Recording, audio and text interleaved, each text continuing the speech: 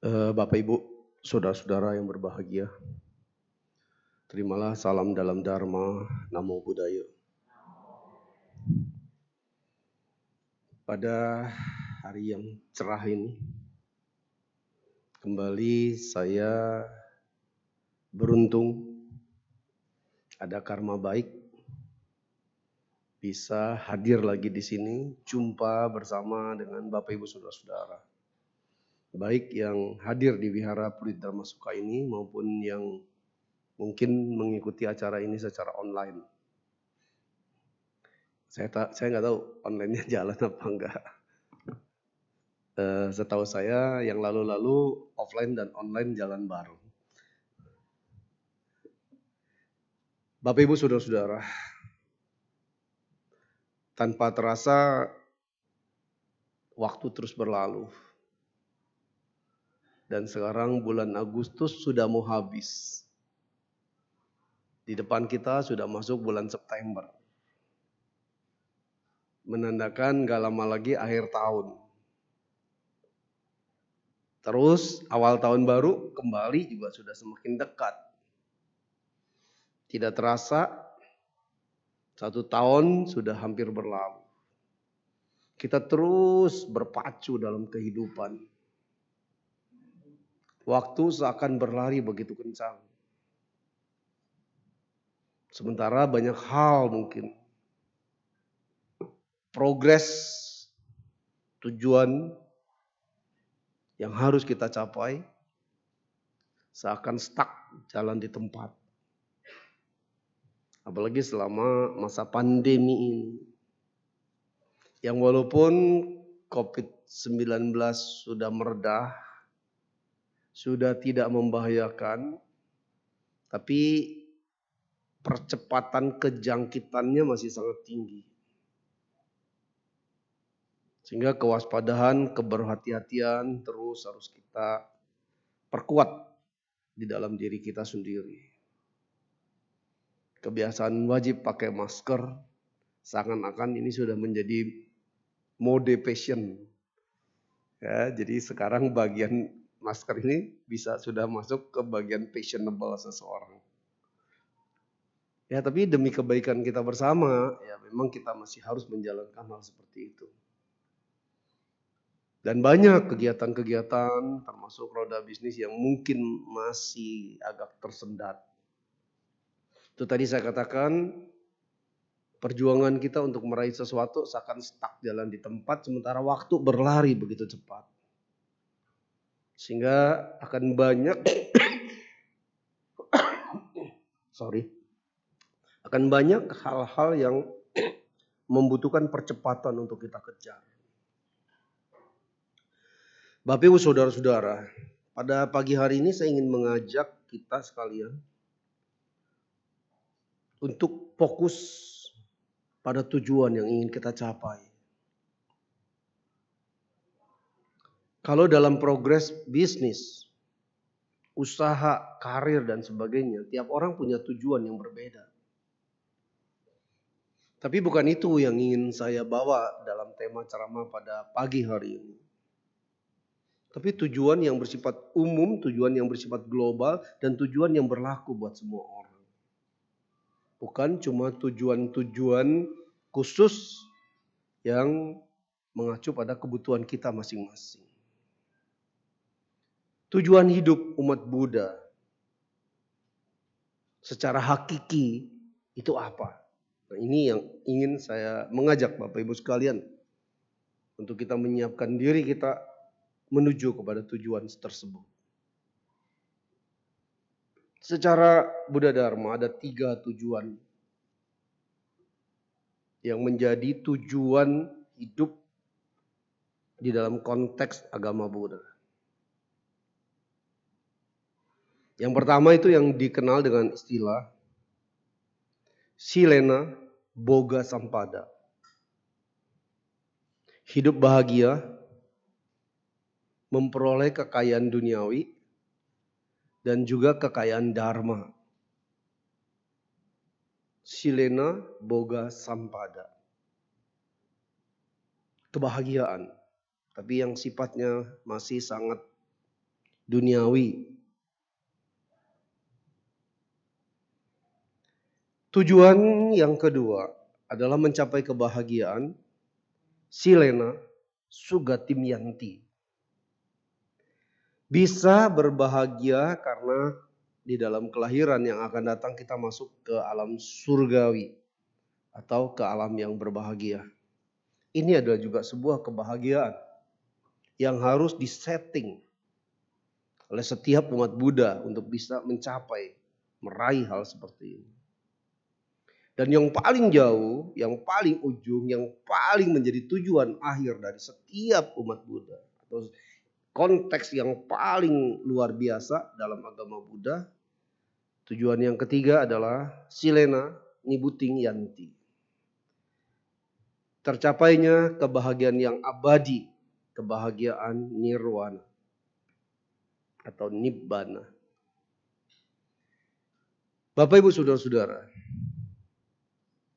yang tiga mungkin masih terlalu jauh buat kita capai. Yang ketiga, karena Buddha sendiri melalui banyak kelahiran, ya, sampai 500 kali kelahiran, baru terakhir sebagai Pangeran Siddhartha, baru di situ dia bisa mencapai tujuan nirwana. Kita juga tentunya akan mengalami banyak sekali kelahiran untuk bisa mencapai kebahagiaan abadi nirwana. Tapi selama progres kelahiran kita terus meningkat dari satu waktu ke waktu yang lain, dari satu tumimbal lahir ke tumimbal yang lain, maka kita juga akan semakin dekat kepada tujuan akhir nirwana itu sendiri. Satu keadaan yang penuh dengan kebahagiaan yang sudah abadi. Tidak ada lagi duka, tidak ada lagi penderitaan, tidak lagi ada anicca, tidak ada sesuatu yang berubah. Yang ada adalah keabadian. Tapi yang dua ini, tujuan kebahagiaan di dunia dan tujuan di dalam hidup sekarang, saat kita meninggal bisa langsung menikmati atau berada di alam yang bahagia. Itu bisa kita setting dalam kehidupan kita sekarang. Tidak harus menunggu kehidupan yang berkali-kali. Kalau dalam kehidupan sekarang, kita bisa men-setting hidup kita. Agar begitu kematian menjemput, kita bisa terlahir di alam bahagia. Ini sudah modal. Untuk di alam-alam berikutnya kita bisa terlahir menjadi ke alam yang semakin baik, semakin baik, semakin baik. Tapi Bapak Ibu, kalau di dalam kehidupan sekarang kita salah men-setting hidup kita. Dan kita terlahir ke alam cilaka, alam bawah. Semua makhluk yang sudah terlahir di alam bawah untuk naik ke atas menjadi manusia kembali pun sangat susah sekali. Sehingga progres buat kita menikmati alam bahagia, apalagi mencapai nirwana, semakin jauh. Jadi bagaimana dalam kehidupan kita yang sekarang? Kita harus berupaya berjuang agar di kelahiran next, ya, kelanjutan kelahiran kita dari yang sekarang, lanjutnya itu jangan kita terjatuh ke alam bawah. Minimal bisa terlahir lagi di alam manusia atau satu level di kita ada alam bahagia, termasuk alam para dewa. Alam para dewa belum surga Bapak Ibu. Kalau di konteks agama Buddha ada 31 alam kehidupan. Yang bersamaan dengan kita, yaitu alam kehidupan manusia dan binatang. Terus ada satu level di atas kita alam dewa. Satu level di bawah kita itu alam asura, ya. Atau orang Tionghoa lebih sebut alam siluman. Baru alam peta, ya, makhluk-makhluk kelaparan. Baru alam niraya atau alam neraka. Kalau kita sudah terlahir di alam bawah, asura, peta, niraya, mau naik ke atas itu akan susah setengah mati. Dan ini telah dibuktikan. Dalam sejarah agama Buddha telah mencatat seorang yang Maha Sakti siswa Sang Buddha pun, Mahamoggallana, gagal mengangkat ibundanya dari alam nirahaya untuk diangkat ke alam kebahagiaan, ke alam surga Tusita. Karena apa? Berat. Sehingga membutuhkan bantuan banyak para arahat waktu itu, para biku siswa Sang Buddha, untuk sama-sama menyalurkan kekuatan kebaikan mengangkat almarhumah Ibunda Moggallana ke alam yang lebih baik. Apalagi kalau kita, Bapak Ibu. Kalau kita sampai terpuruk alam bawah, siapa yang mengangkat kita? Siapa yang bisa mengangkat kita? Seorang Mahamoggallana aja nggak bisa mengangkat almarhumah ibunya. Makanya setiap bulan 7, ya sekarang masih bulan 7, banyak sekali makhluk-makhluk alam bawah itu yang diyakini bergentayangan. Karena memang dilepas. Ya, dari kungkungan penderitaan mereka di alam bawah, dia dilepas untuk bisa berinteraksi di alam manusia ini. Makanya bulan 7 dibilang bulan hantu. Habis itu nanti Cit gue sacap ya, tanggal bulan 7 tanggal 30 mereka udah dikumpulin lagi, dimasukkan lagi ke alamnya, udah tidak sulit lagi untuk berinteraksi. Kecuali ada yang sebagai siluman, ada yang sebagai makhluk-makhluk gentayangan itu yang memang setiap saat dia kadang-kadang bisa muncul berinteraksi dengan alam kita dalam bentuk orang-orang yang kesandingan atau kesurupan. Tapi kalau yang ada di alam niraya udah nggak bisa muncul lagi. Jadi dua tujuan ini Bapak Ibu. Memperoleh kebahagiaan. Ya, Silena boga sampada, hidup bahagia karena memperoleh kekayaan duniawi dan memiliki kekayaan dharma. Ini kebahagiaan yang bisa kita capai dalam kehidupan kita sekarang. Lalu Romo bagaimana bisa menjamin bahwa dalam kehidupan sekarang kita bisa memiliki kekayaan duniawi? Enggak semua orang bisa kaya raya. Enggak semua orang hartanya berlimpah. Bahkan banyak juga yang menderita secara materi. Yang hidup prihatin karena terjepit dengan masalah keuangan, masalah himpitan ekonomi, beban hidup yang berat. Lalu bagaimana kita bisa berbahagia dengan kekayaan duniawi? Bapak Ibu, kekayaan duniawi enggak melulu dinilai dengan materi. Karena materi, walaupun itu salah satu faktor yang bisa membuat orang bahagia, tapi materi juga yang membuat orang banyak menderita. Orang yang rumahnya sangat mewah, mobil mewahnya mungkin lebih dari 5, mungkin berjejer sampai 10, kamar mandinya aja didesain yang harga desainnya seratusan juta. Itu enggak menjamin juga bahwa dia mendapatkan kebahagiaan duniawi. Semakin banyak beban, semakin banyak tugas yang harus dijalani oleh seseorang, tekanan stres semakin tinggi. Semakin banyak beban stres, walaupun kaya raya berlimpah, belum tentu dia bahagia. Saya menyangkut yang kebahagiaan kekayaan duniawi ini. Enggak melulu karena harta.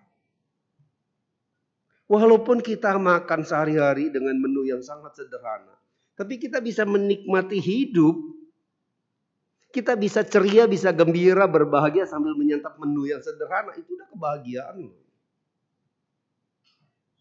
Ada orang yang satu meja penuh makanannya berlimpah.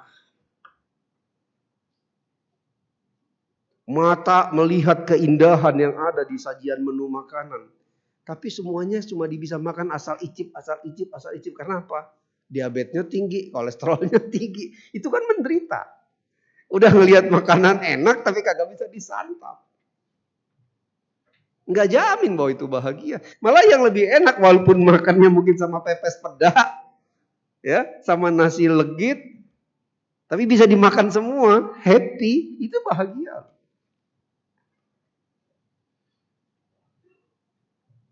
Jadi Bapak Ibu, tujuan awal umat Buddha adalah mencapai kebahagiaan duniawi.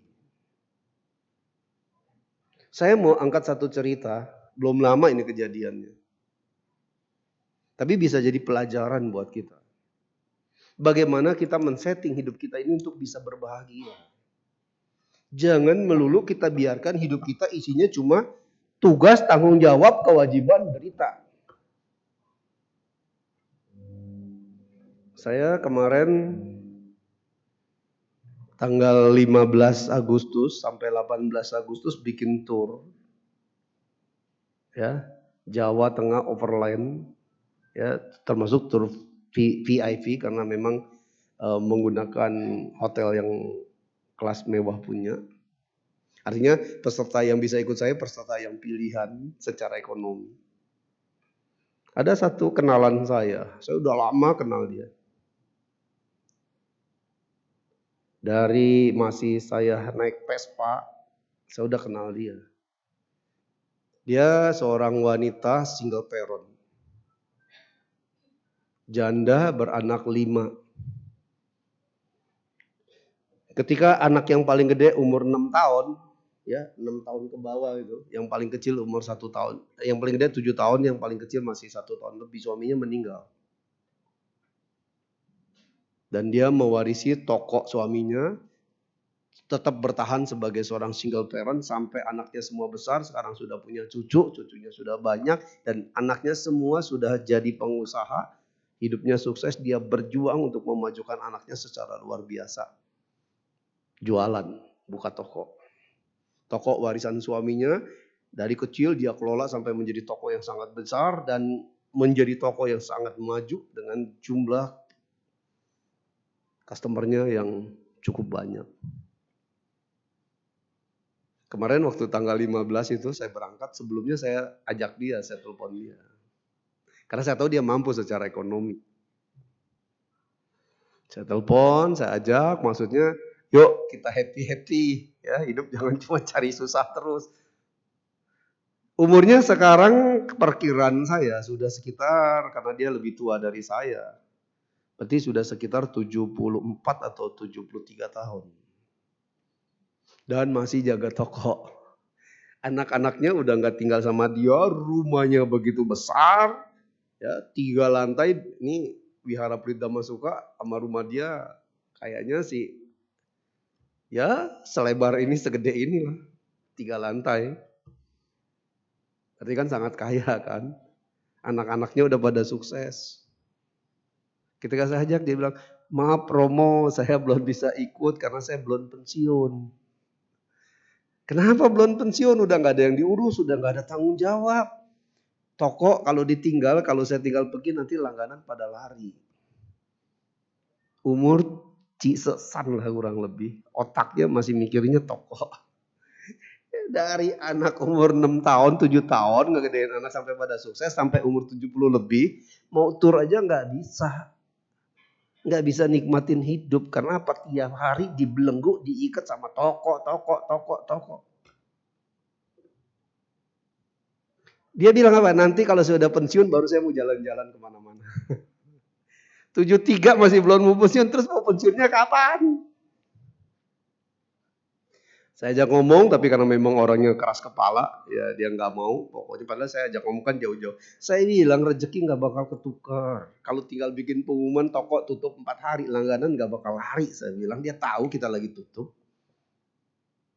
Tetap bersikukuh, nggak mau. Tanggal 17, ketika saya masih ada rombongan tur di Jawa, saya dapat berita, orang ini kena stroke. Jadi tangan kanannya udah gak bisa digerakin, mulutnya udah mengok, gak bisa ngomong dengan baik. Jadi kapan pensiunnya? Jadi nunggu sakit kayak begini baru pensiun. Lalu kapan bahagianya? Kapan nikmatin hidupnya? Nah kalau sudah begini kita setting hidup kita, ya memang kita sama aja, cuma mau cari capek, ya ngurusin toko kira nggak capek, kira nggak stres, ya ngurusin utang piutang segala macam. Artinya apa? Cuma cari capek, cuma cari stres dan tidak nikmatin hidup, unhappy. Dalam hati saya, coba kalau lu kemarin ikut tur kan happy senang kagak jadi stroke mungkin. Tapi karena stres, tahu-tahu kena stroke. Nah ini kan setting hidup Bapak Ibu Saudara. Ada lagi satu lagi teman baik juga, hampir seumuran sama saya. Punya usaha banyak. Punya anak juga udah pada sukses. Cuma 2 anak udah sukses semua. Ya, big boss semua lah. Tapi terakhir 3 tahun lalu ketemu saya, masih ya nanyanya pengen usaha ini, pengen buka bisnis ini, pengen buka bisnis ini. Padahal dengan bisnis dia yang ada sekarang aja buat hidup dia sendiri itu duit udah gak akan kekurangan. Toh anak-anak udah gak harus disubsidi. Ketika datang konsultasi ke saya masih nanya bisnis apa yang cocok, ngembangin apa yang cocok. Pada saat itu 3 tahun yang lalu berarti umurnya sudah 63. Saya cuma bilang, apa yang kamu cari dalam hidup ini? Ya. Kalau masih mau ngejar-ngejar harta, saya bilang oke lah hartamu tambah banyak, tambah berkembang. Terus umur kita mau sampai berapa lama?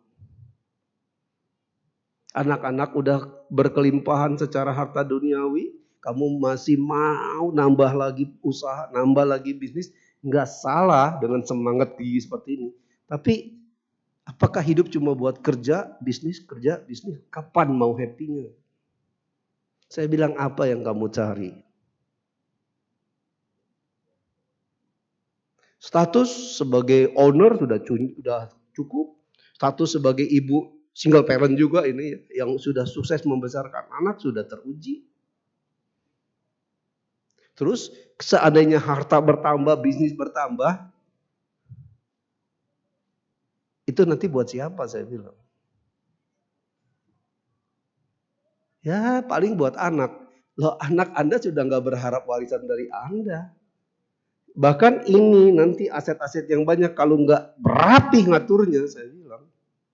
Gak jelas ngatur pembagiannya. Malah ini bibit buat anak Anda berdua masuk pengadilan.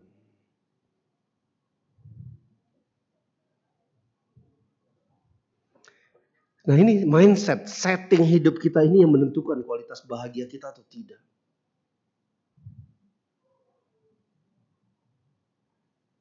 Hidup ini nikmatin uang boleh. Bahagia yang paling bahagia adalah kalau kita bisa merasa cukup. Orang yang paling miskin di dunia adalah orang yang tidak pernah merasa cukup. 2 contoh yang tadi saya sebut adalah orang yang tidak pernah merasa cukup. Selama kita tidak merasa cukup, kita nggak bahagia Bapak Ibu.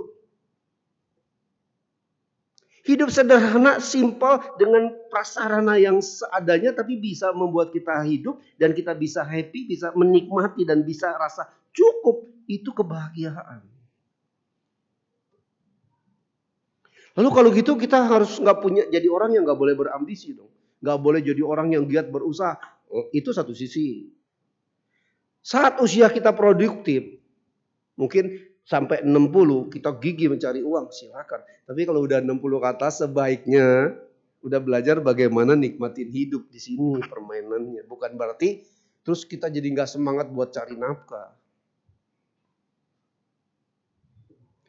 Terus jangan juga berpikir bahwa nanti kalau kita sudah tua kita bisa hidup berbahagia sama anak membiayai kita, anak mensupport kita, anak memfasilitasi kita. Salah.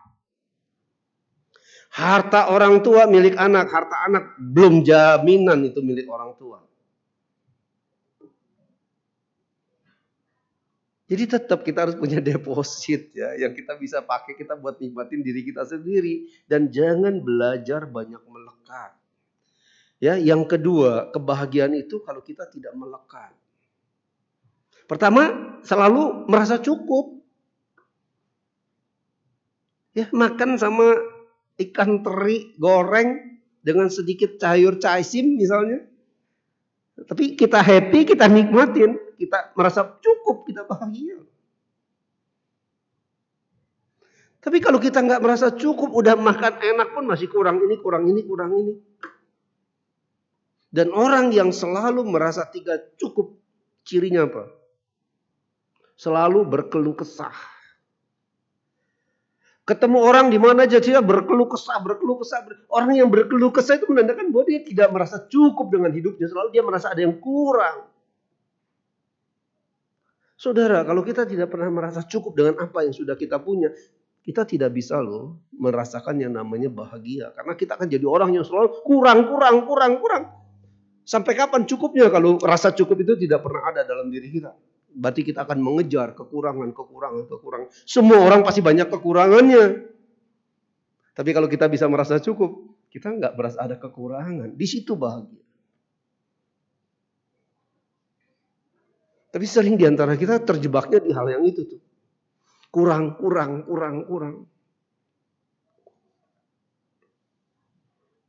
Jadi bisa merasa cukup supaya tidak terbebani, jangan melekat.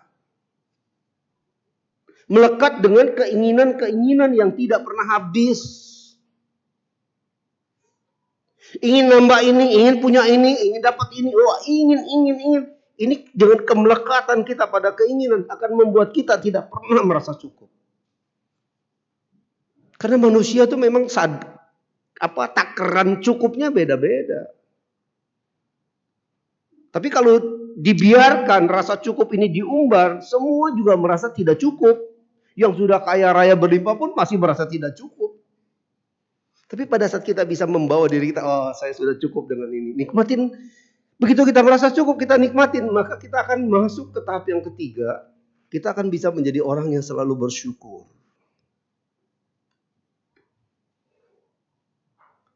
Kita bisa bangun pagi sehat. Bisa datang ke wihara, bisa dengar bimbingan dharma. Ini sudah kamsia tikong loh. Ini udah sesuatu berkah yang harus kita syukuri. Sementara banyak orang mungkin yang bangun tidur terus tidak bisa bergerak leluasa seperti kita. Contoh tadi ya, yang sekarang jadi kena stroke. Dan banyak yang juga setiap bangun tidur cuma bisa melek mata tapi nggak bisa bangun karena menanggung beban penyakit yang berkepanjangan. Kita bisa sehat, kita bisa ada seperti kayak sekarang. Nggak ada alasan untuk kita tidak bersyukur. Rasa syukur itu juga mendatangkan kebahagiaan buat kita. Dengan merasa cukup, tidak melekat, akan muncul rasa syukur dalam diri kita. Ya, selalu Omitohut, Omitopo, Kamsia Tikong. Karena ada berkah hari ini, ada nikmat yang bisa kita dapatkan hari ini. Yang keempat, kalau kita sudah jadi orang yang merasa bersyukur, berarti kan kita orang yang lebih baik dibandingkan orang lain. Belajarlah kita memberi. Karena dengan adanya rasa syukur dalam diri kita, kita akan menjadi orang yang secara batinnya kita sudah tercukupi. Kita tidak bisa bersyukur kalau secara batinnya kita merasa tidak cukup. Nah, karena kita merasa sudah cukup, batinnya kita sudah terpenuhi rasa cukupnya, kita akan dengan senang hati berbagi dan memberi. Tapi kalau orang merasa nggak cukup, mau berbagi susah loh. Punya duit 100.000 di dompet. Suatu saat ada orang yang harus kita tolong, benar-benar kita tolong karena kita lihat dia punya masalah. Kita harus bantu dia misalnya 50.000. Tapi kalau kita berpikir 100.000 yang ada di dompet saya nggak cukup nih buat saya hari ini. Kita tidak akan kasih loh 50.000-nya. Tapi kalau kita berpikir 100.000 saya kasih dia 50.000. 50.000 lagi ya saya bisa cukuplah buat hari ini walaupun saya jadi harus lebih hemat. Kita akan memberi. Karena kita sudah jadi orang yang bersyukur, berarti kita jadi orang yang terberkahi, maka kita akan punya jiwa senang memberi. Bapak Ibu, pada saat kita lagi memberi dan orang merasa terbantu, tertolong dengan pemberian kita, dengan catat kita memberi bukan karena kita ditipu ya. Kita juga ikut bahagia loh. Tapi banyak juga maaf ngomong orang-orang yang kerjanya nipu, belum lama di Gading Serpong. Saya lagi mau masuk ke salah satu restoran, ada engko-engko. Minta tolong, Suk, tolong Suk, saya belum makan, saya kesasar dari Papua. Ya, nggak tahu jalan pulang, nggak punya duit. Sekarang nggak bisa makan, bisa bantu nggak Suk buat saya makan malam ini. Ngaku dari Papua, ada di Jakarta, logika saya tuh nggak masuk akal. Orang bisa dari Papua ada di Jakarta, pasti orang berduit. Karena apa? Pesawatnya nggak murah.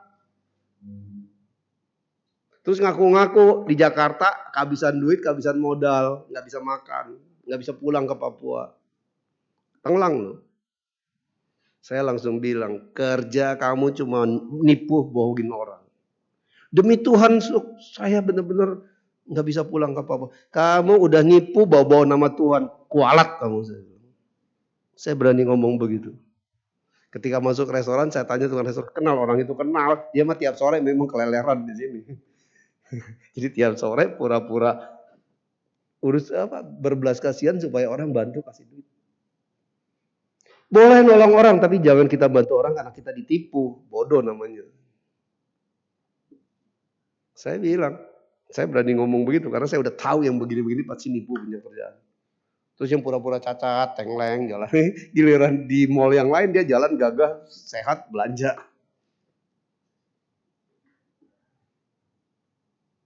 Begitu saya tanya orang-orang di sana, kenal tuh orang itu tuh, yang di pinggir jalan tuh lagi jalan. Cuma memang tiap sore sampai malam kerjanya begitu, mintain duit. Terus kalau siang ada perempuan dia bilang, orang Tionghoa juga.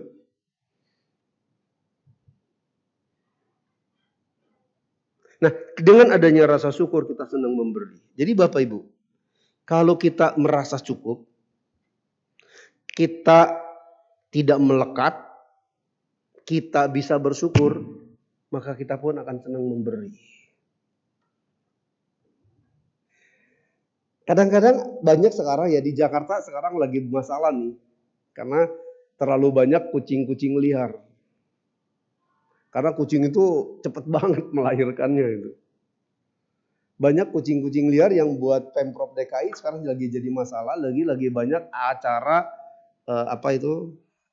disuntik ya, kucing-kucing itu disterilisasi supaya nggak gampang beranak. Dan kucing liar itu agak prihatin loh. Karena kucing ini nggak bisa, karena dia kucingnya kucing kampung, dia nggak bisa nangkep binatang buat dia makan. Tapi aslinya kucing kalau di hutan dia predator. Dia bisa nangkap kadal, dia bisa nangkap cicak, dia bisa makan kecoa, bisa makan serangga. Tapi kucing-kucing liar yang ada di kota itu makannya dia nggak bisa kayak gitu. Dia harus makannya tuh ikan mentah, dan di kota dia bisa dapat ikan mentah atau ikan matang di mana. Makanya di warung-warung restoran pinggir jalan banyak sekali tuh kucing-kucing itu.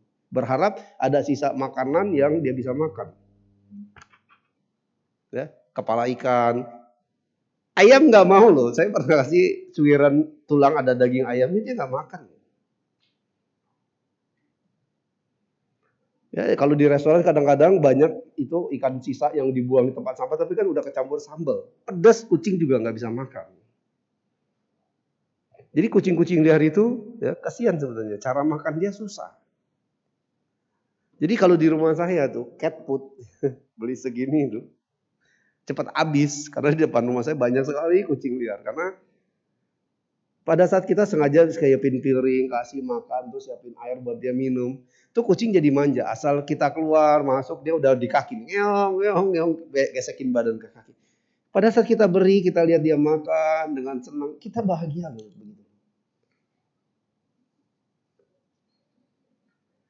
Jadi kebahagiaan itu juga bisa kita dapat pada saat kita memberi. Tapi kalau kita berharap diberi, yang terjadi penderitaan. Kenapa? Berharap diberi 10, dapatnya 2. Kecewa yang 8 gitu. Tapi kalau kita bisa memberi yang ringan aja, yang simpel aja. Burung-burung kalau di Jakarta cuma burung gereja ya. Kalau tempat lain banyak burung yang kadang-kadang butuh tuh jewawut ya. Bisa taruh di pelataran, burung-burung pada makan. Kita lihat burung-burung bisa nikmatin makanan. Itu juga kebahagiaan loh. Orang yang banyak memberi sebenarnya orang yang mumpuk banyak kebahagiaan dalam dirinya. Tapi kita tidak bisa memberi kalau kita melekat. Melekat tuh ujung-ujungnya pelit.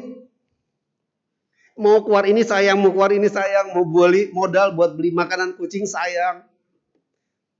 Selalu maunya ditumpuk buat ya disimpan. Ada orang yang kadang-kadang maaf ngomong nih kebiasaan orang tua ya.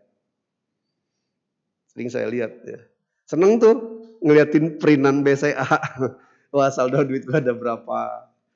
Ya terus kalau yang punya ya macam-macam lah. Deposito ngeliatin walaupun nggak dipakai.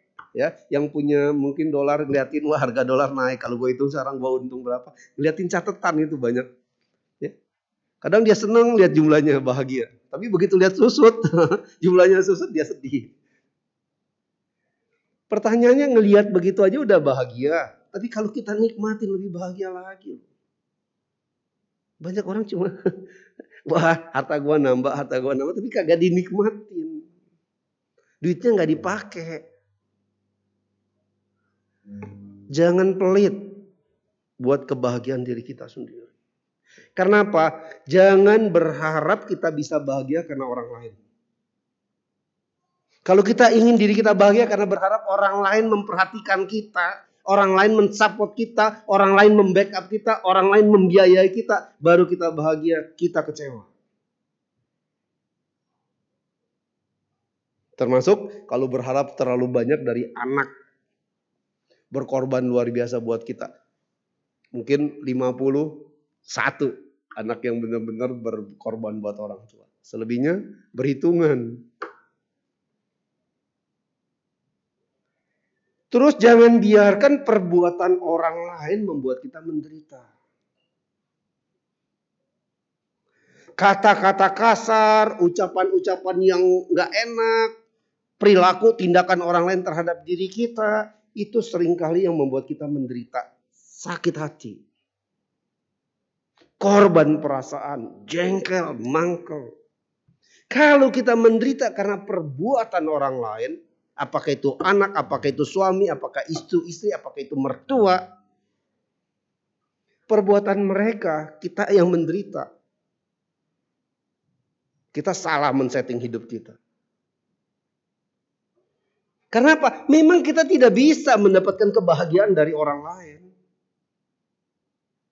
Jadi kalau kita selalu berharap bagaimana orang lain selalu bisa membuat kita bahagia, kita berharap dapat 10 kebahagiaan dari orang-orang di sekitar kita, dapat 2 aja kita masih kecewa. Kita tidak bisa ngatur kata-kata, ucapan, perbuatan, tindakan orang lain harus berbuat sesuai maunya kita. Enggak bisa. Walaupun itu anak kita sendiri. Nah, begitu kita berharap orang lain melakukan sesuatu sesuai maunya kita dan tidak dilakukan, kita sakit hati. Kita kecewa. Karena apa? Kita menuntut, bukan kita memberi.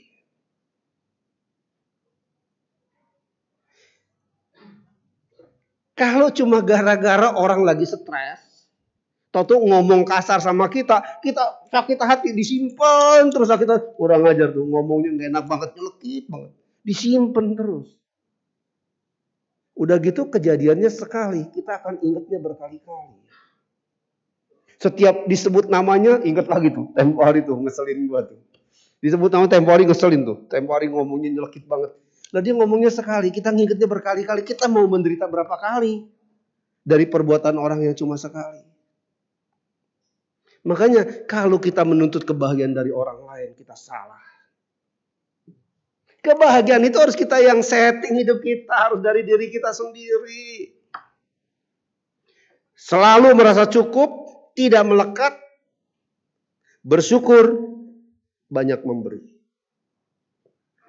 Simple. Orang bilang bahagia itu susah. Siapa bilang? Bahagia akan susah kalau kita melekat. Melekat dengan yang kita sayangi, melekat dengan yang kita cintai, melekat dengan yang kita suka. Begitu barang-barang, benda atau siapapun yang melekat dengan kita ada masalah, kita yang menderita. Kita nggak bisa berbahagia kalau kita nggak pernah merasa cukup. Karena kita jadi orang yang mengejar untuk mencapai cukup, tapi cukup tidak pernah ada batasnya. Kita juga jadi orang yang akan selalu dirundung masalah. Berkeluh kesah. Merasa kita nggak happy dibandingkan orang lain. Merasa kita banyak kekurangan dibanding orang lain. Merasa Tuhan nggak adil. Orang lain bisa banyak berkah, kok saya susah berkah. Membuat kita nggak bersyukur. Juga kita tidak bisa bahagia. Tapi kalau tiga-tiganya itu bisa kita atasi, kita menjadi orang yang merasa cukup, tidak melekat, suka bersyukur, banyak memberi. Kebahagiaan ada dalam diri kita. Nah, inilah yang dibilang silena boga sampada. Menikmati kebahagiaan duniawi. Termasuk bahagia karena mengerti tentang dharma. Ini dharma nih, kalau dharma kita praktekin, gampang banget membuat kita bahagia.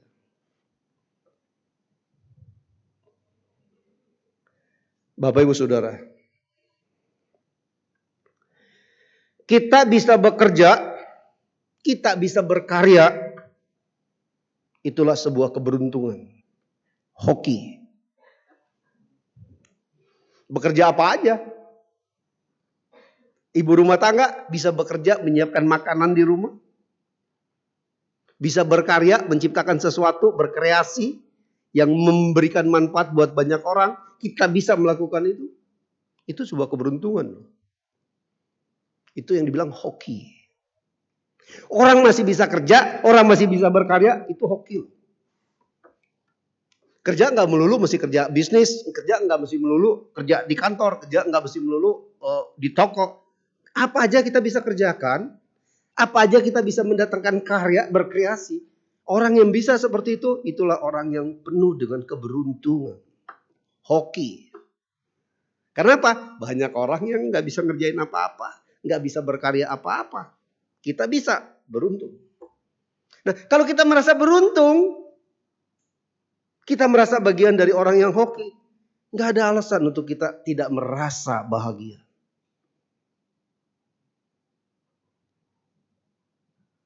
Tapi kalau kita bisa berkebajikan, itulah keberkahan. Bisa bekerja dan berkarya, itulah keberuntungan. Tapi bisa berkebajikan, itulah keberkahan. Sudah kita merasa beruntung, bisa bekerja, bisa berkarya, tapi kita bisa menambah terus kebaikan kita berkebajikan. Itu keberkahan. Karena memang enggak semua orang bisa punya berkah untuk bisa memberi. Makanya Bapak Ibu, supaya keberkahan itu ada dalam diri kita, belajarlah berkebajikan, memberi. Takaran besar kecilnya relatif. Enggak semua orang harus sama. Tapi dalam keadaan kita susah pun kita masih bisa memberi. Itu keberkahan. Memberi bisa secara materi. Memberi bisa secara tenaga. Memberi bisa secara advice, nasihat, wejangan. Hal yang kita kerjakan bisa membuat orang bahagia. Itu namanya kita sudah berkebajikan. Banyak hal bisa kita kerjakan dengan konsep seperti ini. Lalu ada 8 kiat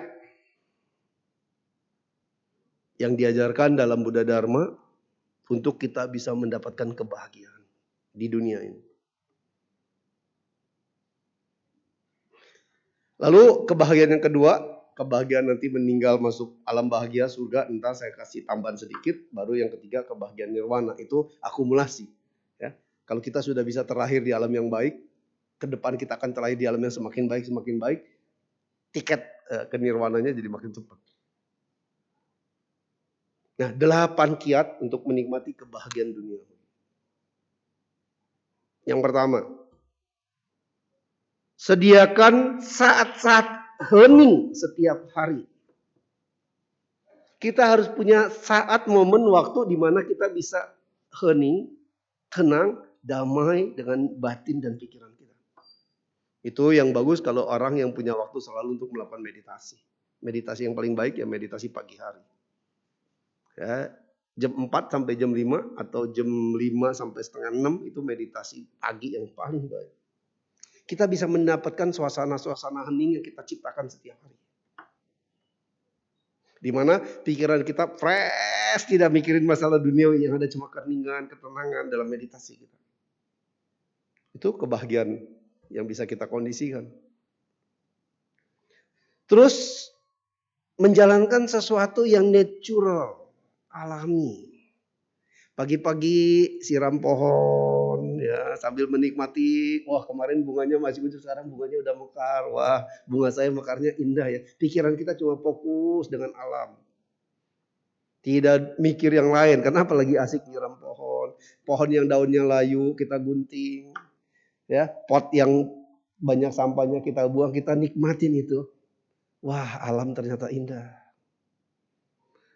Natural, berada dalam suasana yang alami, itu juga membuat kita bahagia.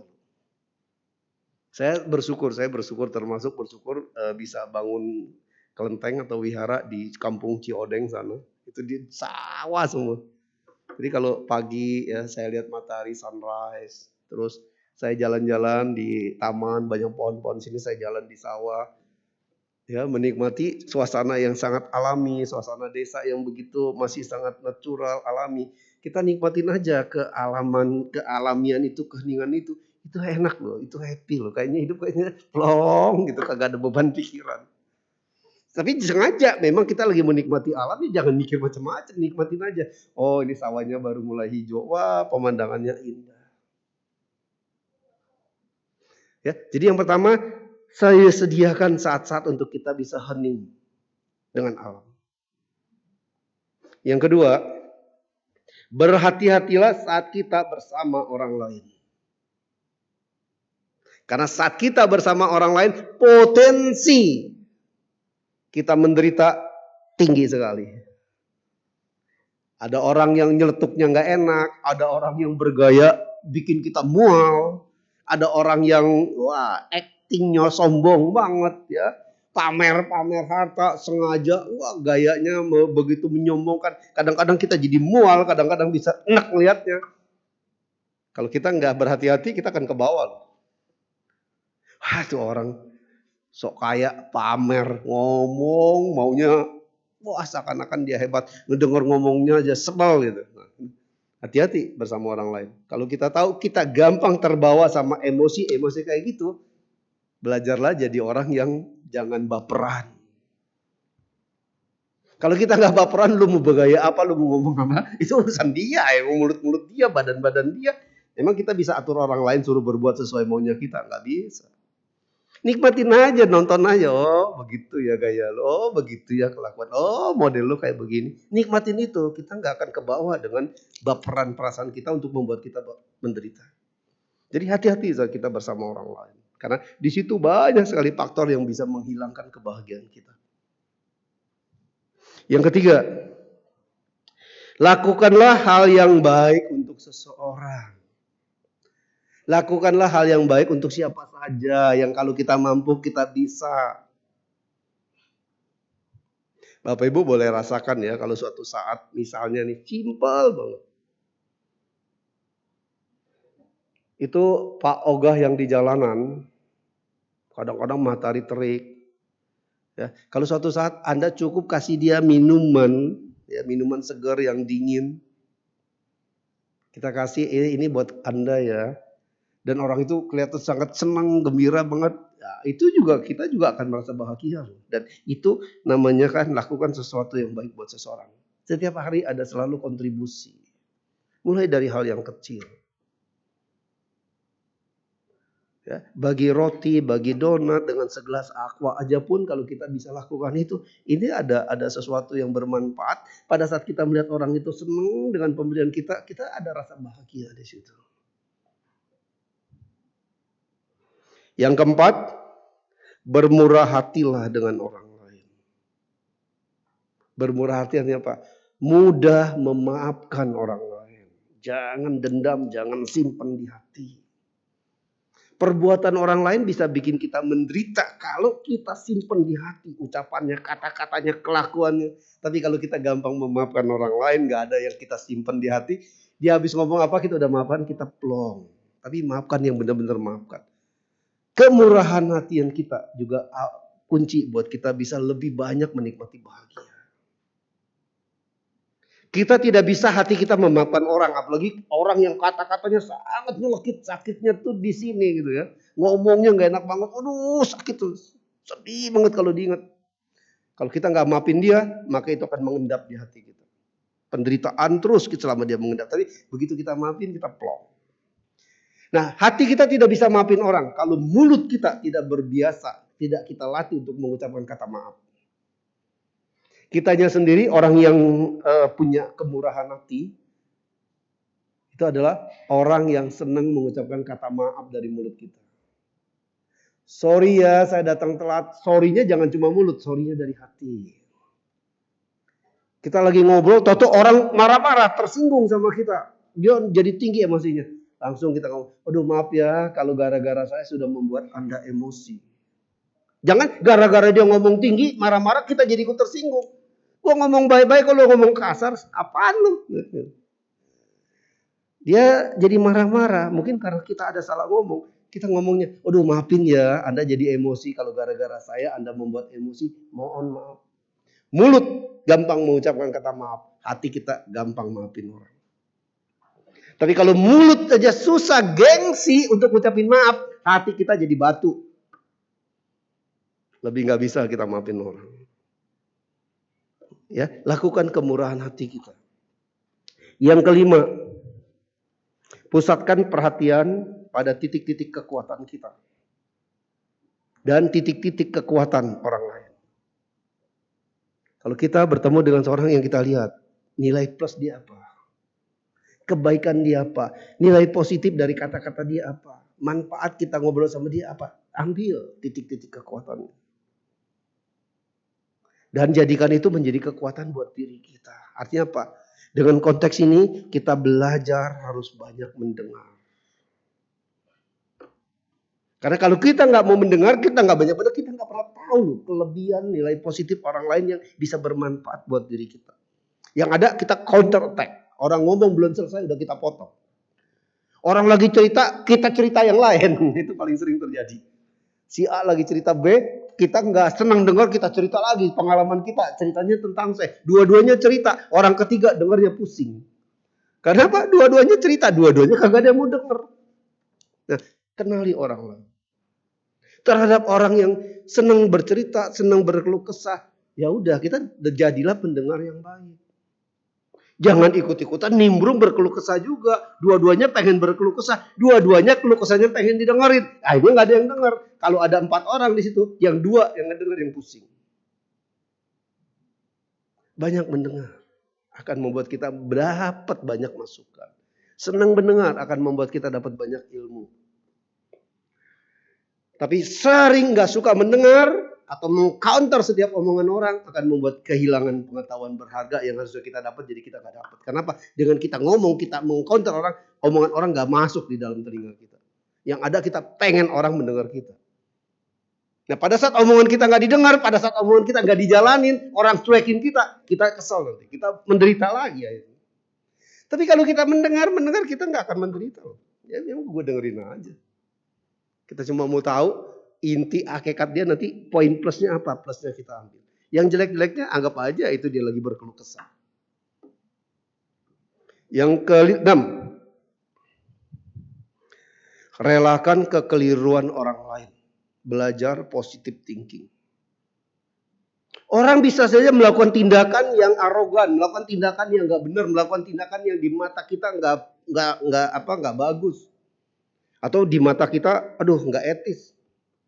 Relakan orang lain berbuat itu tanpa harus kita menjudgment dia orang yang salah, orang yang keliru.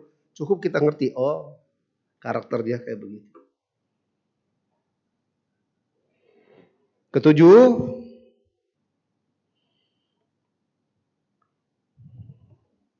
relakan kesalahan yang pernah kita perbuat.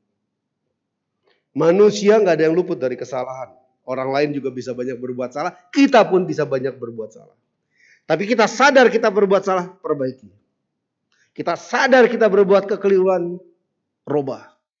Kita sadar banyak kebodohan yang kita lakukan. Kita perbaiki diri kita. Jadi relakan kesalahan yang pernah kita perbuat. Jangan biarkan gara-gara kita melakukan kesalahan, kita dirundung rasa sesal yang berkepanjangan. Gara-gara saya dia jadi begini. Gara-gara saya dia jadi susah, gara-gara saya dia jadi begini. Bisa saja ucapan kita membuat orang menderita. Bisa saja perbuatan kita membuat orang gak bahagia. Tapi bukan berarti itu gara-gara kita. Itu karena karma dia berbuah. Jangan biarkan kita menjadi orang yang dirundung rasa sesal berkepanjangan. Banyak begitu tuh. Karena apa? Gara-gara saya. Contohnya maaf nih. Kita ambil contoh yang ekstrim. Kita naik motor. Boncengin anak kita. Anak kesayangan. Tapi gara-gara kita ngantuk naik motor. Jadi kita naik motornya seloyongan. Akhirnya maaf ngomong nih cerita aja, ketabrak mobil. Kita mental, anak kita tewas di tempat. Terus si ayah ini dirundung rasa sesal gara-gara saya, teledor, ngantuk, bawa motor, sampai anak saya jadi korban. Akhirnya apa? Hidupnya terus menderita karena dirundung rasa sesal yang gak pernah hilang. Jangan. Kita boleh bersedih. Ya, kita boleh merasakan satu yang pahit karena kejadian yang tidak menyenangkan, tapi membiarkan diri kita terus dirundung rasa penyesalan. Itu hanya membuat kita menderita tidak pernah habis. Makanya relakan kesalahan yang pernah kita lakukan. Karena apa? Itu tidak sepenuhnya kesalahan kita. Itu juga karena karma dia harus seperti itu. Kalau karma dia harus seperti itu kan bukan melulu karena tanggung jawab kita kan. Kita cuma jadi penyebab. Karena hidup ini ada hukum sebab dan akibat. Tapi lepas. Jangan biarkan kita terus jadi dirundung rasa sesal. Itu yang gak bagus. Caranya gimana? Robah. Supaya ke depan jangan sampai ada korban yang sama. Ada kejadian yang sama. Gara-gara kita robah diri kita. Orang yang bodoh sekalipun tapi dia menyadari kebodohannya. Orang yang banyak melakukan kesalahan tapi dia menyadari kesalahan. Itulah orang yang bijaksana. Mau merubah. Tapi orang yang bodoh, orang yang banyak salah, tapi dia tidak pernah menyadari kebodohannya. Dia tidak pernah menyadari kesalahannya. Itulah orang bodoh yang sesungguhnya. Kalau nggak salah tadi ayatnya dibaca tuh di depan. Jangan biarkan kita larut dalam penyesalan. Terhadap kejadian apapun yang menimpa orang lain. Memang penyebabnya awalnya kita. Tapi bukan alasan buat kita dirundung rasa sesal berkepanjangan. Relakan kesalahan yang telah kita buat. Lepas. Berpikirlah positif. Yang ke-8. Terimalah kenyataan hidup ini. Ini yang membuat kita akan kaya dengan rasa syukur. Kalau orang yang gak bisa nerima kenyataan hidup, dia akan melarikan diri sebagai pelarian. Contohnya remaja yang broken heart, putus cinta. Gara-gara putus cinta, dia gak bisa terima. Karena orang yang sangat disayang, orang yang sangat dicintai, berharap bisa hidup bersama dengannya, tahu-tahu putus di tengah jalan dan tidak naik ke jenjang perkawinan. Dia protes. Dia gak bisa terima kenyataan itu. Terus apalagi kalau putusnya karena ada orang ketiga. Nggak puas, saya sudah luar biasa mencintai dia, menyayangi dia. Tapi kenapa dia malah mencintai, menyayangi orang lain. Bukan menyayangi saya. Cinta tidak bisa dipaksa. Kita boleh mencintai seseorang. Tapi kalau orang itu tidak mencintai kita. Kita mau apa? Mau bunuh diri? Mau jadi pelarian, jadi pemabok, minum-minum? Karena apa? Menghilangkan sesuatu yang kita nggak puas dengan kenyataan hidup. Selama kita tidak bisa menerima kenyataan hidup, kita akan menderita. Tapi kalau kita bisa menerima kenyataan hidup, kita juga plong. Semoga dia berbahagia dengan orang lain. Ini kalau cinta. Karena cinta tidak selamanya untuk memiliki, ini buat yang anak-anak muda. Semoga dia berbahagia. Kalau memang dasarnya cinta, dia berbahagia sama orang lain, kita ikut bahagia. Tapi kalau dasarnya ingin memiliki, begitu yang kita ingin miliki tidak tercapai, maka kita tidak bisa menerima kenyataan hidup ini. Kita jadi orang yang protes ke sana kemari, akhirnya kita protes kepada Tien. Lama kita menyangkal hukum karma kita sendiri. Nah, tapi kalau kita bisa menerima kenyataan itu, kita happy, kita bersyukur loh. Jadi sebenarnya tips sederhana buat bagaimana kita bisa mendapatkan kebahagiaan di duniawi ini, Buddha mengajarkan sangat lengkap. Tergantung pada kita. Makanya berbahagialah orang yang memiliki kekayaan dharma. Dengan ada kekayaan dharma yang kita miliki, kita bisa mempraktekkan itu dalam keseharian kita. Terus yang kedua, bagaimana kita bisa berbahagia karena terlahir di alam yang bahagia. Silena sugating yanti. Logika berpikirnya simpel Bapak Ibu. Hidup ini sebuah perjalanan. Ibarat kita dari Jakarta, ya, mau naik kereta menuju Surabaya, ini perjalanan. Katakanlah tuh Surabayanya tuh alam nanti yang akan kita tuju. Kalau kita mau naik kereta Jakarta Surabaya, kita perlu beli tiket nggak? Perlu beli karcis nggak? Beli tiket, beli karcis pakai apa? Pakai duit. Kalau kita beli tiketnya harganya cuma Jakarta Semarang, sampai nggak kita ke Surabaya? Kita akan turun di Semarang. Tapi kalau kita beli tiketnya pas harganya Surabaya, sampai nggak kita ke Surabaya? Sampai. Begitu juga kalau kita mau menuju kelahiran di alam yang bahagia, modalnya satu Bapak Ibu, duit. Kok duit? Iya. Kalau tiket duit kita nggak cukup, alam bahagia kita nggak dapat. Itu apa? Dana paramita. Kemurahan hati, kedermawanan kita untuk selalu senang berdana. Kita makin banyak berdana, artinya apa? Kita beli tiket yang jaraknya makin panjang, kelahiran kita, kalam bahagia ada di tangan kita. Seorang filosof besar dari Tiongkok ada mengatakan demikian. Ketika dia ditanya sama seorang muridnya bertanya, "Guru, bagaimana sebenarnya kehidupan setelah mati?" Guru, filosof besar ini mengatakan, kalau kau belum mengenal hidup, urusan mati nggak usah dipikirin. Kalau kau belum mengenal hidup, jangan tanya soal mati. Terus muridnya tanya lagi, kalau kita sudah mengerti hidup, lalu bagaimana kehidupan setelah mati? Kalau kamu sudah mengerti tentang hidup, mati nggak usah dikhawatirkan. Intinya apa? Hidup inilah yang harus diatur. Kalau kita sudah bisa mengatur hidup kita di dalam kehidupan yang sekarang, kita nggak usah tanya kita akan meninggal kalam mana. Yang jelas, tidak ada sesuatu yang baik berbuah menjadi buruk. Sesuatu yang baik pasti akan berbuah juga menjadi baik. Terus kalau kita sudah mengerti hidup, artinya kita sudah menjalankan kehidupan dengan benar, termasuk senang berdana.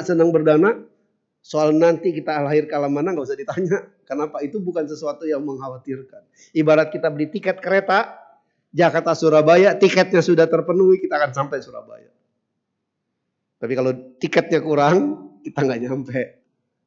Aturan kalam dewata, turunnya kalam asura nantinya. Nah, tiketnya itu apa? Dana paramita, Bapak Ibu. Ya. Dalam sat paramita, 6 kesempurnaan paramita. Paramita yang pertama adalah dana paramita. Ini tingkat yang bisa menentukan kita terlahir di alam baik atau tidak. Yang kedua, sila paramita, kemoralan kita. Ini yang menentukan kita lahir di alam yang lebih baik, terus kita berada di alam yang katakanlah lingkungan kita, suasana kita akan berada dengan orang-orang yang lebih bermoral. Artinya apa? Kita berada dengan lingkungan yang juga membahagiakan. Terus yang ketiga, santi paramita, kesabaran. Paramita dalam kesabaran. Semakin kita bisa banyak sabar dalam hidup ini, orang yang banyak mendengar akan membuat dia banyak sabar, akan terlahir di alam bahagia yang umurnya panjang. Nah, itu alam kedewataan. Jadi Bapak Ibu, demikianlah apa yang bisa saya sampaikan pada pagi hari ini. Ya, semoga ini menjadi sesuatu yang bermanfaat dan benar-benar bisa membawa sesuatu yang menambah kualitas kebahagiaan hidup kita. Supaya kita kaya dengan dharma, dan kekayaan dharma yang kita miliki bisa kita aplikasikan untuk benar-benar mengkondisikan hidup kita menjadi lebih baik. Demikian, terima kasih. Namo Buddhaya.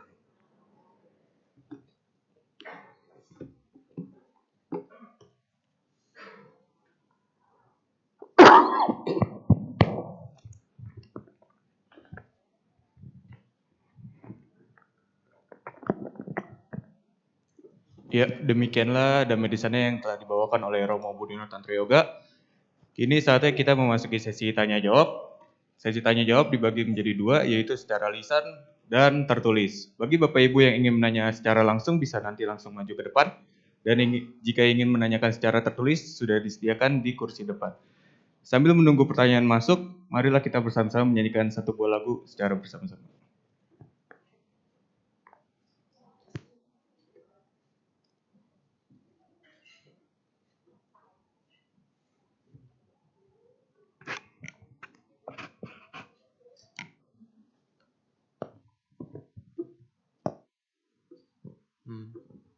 Untuk lagu kedua, kita akan menyanyikan satu buah lagu dengan judul Melangkah Dalam Dhamma yang terdapat pada buku Tuntunan Kebaktian halaman 110.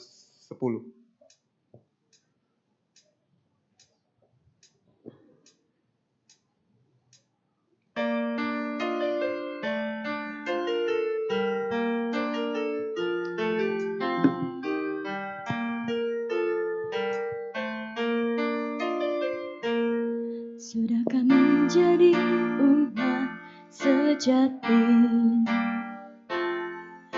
yang melangkah selalu dalam dhamma?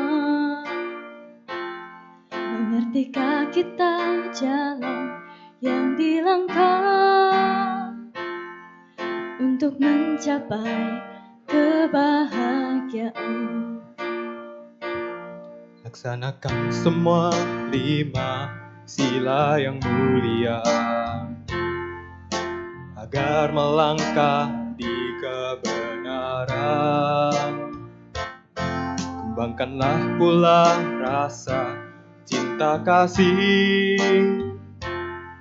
agar selalu jauh dari permusuhan. Kikislah semua loba, dosa dan moha. Tingkatkan kebijaksanaan diri. Satukan tekad untuk menjalankan dhamma suci yang mulia. Yakinlah selalu pada Buddha Dhamma. Kasihi semua manusia di dunia. Hari-hari pastikan bahagia.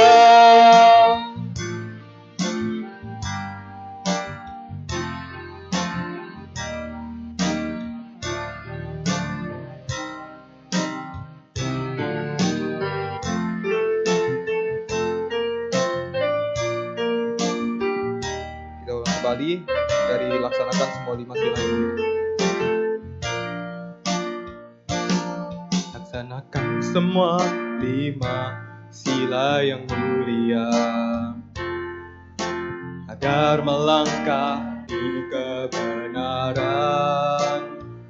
Kembangkanlah pula rasa cinta kasih agar selalu jauh dari permusuhan. Kikislah semua loba, dosa dan moha. Tingkatkan kebijaksanaan diri. Satukan tekad untuk menjalankan dhamma suci yang mulia. Yakinlah selalu pada Buddha Dhamma. Kasihi semua manusia di dunia. Hari-hari pastikan bahagia. 1000 link dimulai satu langkah. Marilah kita mulai melangkah. satukan tekad untuk menjalankan dhamma suci yang mulia. Yakinlah selalu pada Buddha Dhamma. Kasihi semua manusia di dunia. Hari-hari pastikan bahagia. Kita jelang esok yang bahagia. Terima kasih. Kasih.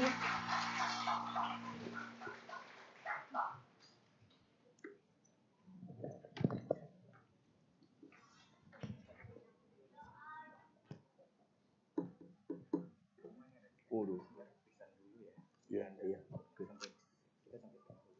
Oke.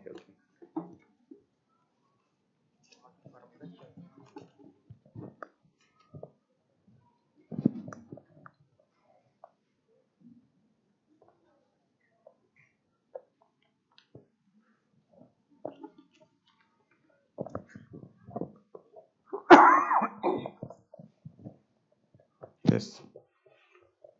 Ya untuk umat, apakah ada yang ingin bertanya secara lisan? Tolong angkat tangannya atau langsung bisa maju ke depan. Ya, mungkin tidak ada. Pertanyaan tertulis bisa sudah ada di Romo Budi Tantara Yoga, bisa dibacakan tolong Romo. Oke, baik. Karena tidak ada yang bertanya secara lisan, saya langsung membahas pertanyaan-pertanyaan yang sudah masuk. Namo Buddhaya Romo. Ya, Namo Buddhaya.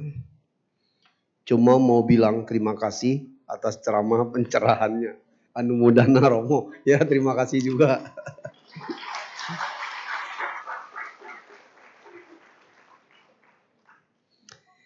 Namo Buddhaya Romo. Ya, Namo Buddhaya. Sekarang saya jika menghadapi kejadian bahagia ataupun yang menderita, respon saya hanya merasa bahagia atau sedih sesaat. Contoh, saya dapat rezeki, awalnya happy, tapi tidak berlebihan. Malah terkadang emosinya jadi netral.